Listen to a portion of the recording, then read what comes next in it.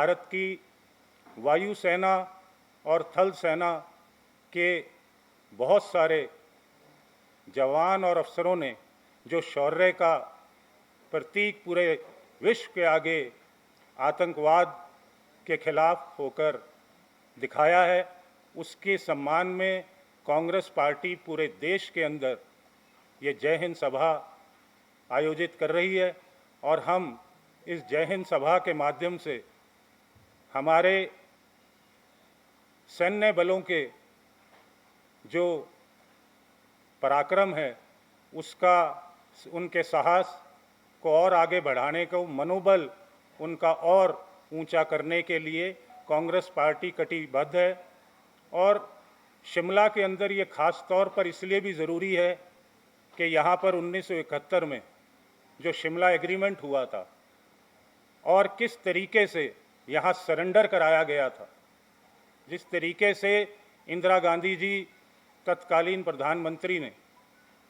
पाकिस्तान की सेना को घुटनों पर लाकर यहाँ सरेंडर हुआ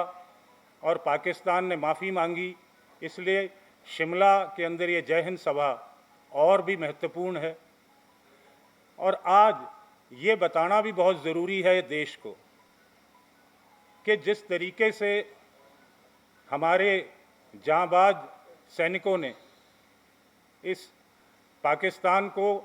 घुटनों पर लाए और उसके बाद जिस तरीके से भाजपा ने हमारी बेटी और इस ऑपरेशन सिंदूर की कमांडर उनके खिलाफ अभद्र टिप्पणी करी और पूरी भाजपा चुप है। मोदी जी के मुंह से एक शब्द नहीं निकला जिसने ऑपरेशन सिंदूर को पूरा देखा और उनकी रहनुमाई में ये ऑपरेशन सिंदूर हुआ। कर्नल कुरैशी के खिलाफ किस तरीके की अभद्र टिप्पणी विजय शाह जो इनके मंत्री हैं इनकी सरकार के अंदर मध्य प्रदेश में,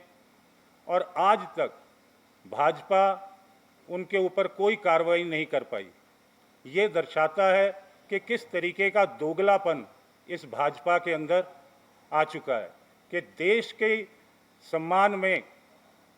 जो बेटी खड़ी है उसको भी ये अपमानित करने से पीछे हट नहीं रहे। इसी तरीके से ये फहरिस्त बहुत लंबी है। हर जगह कहीं ना कहीं इन्होंने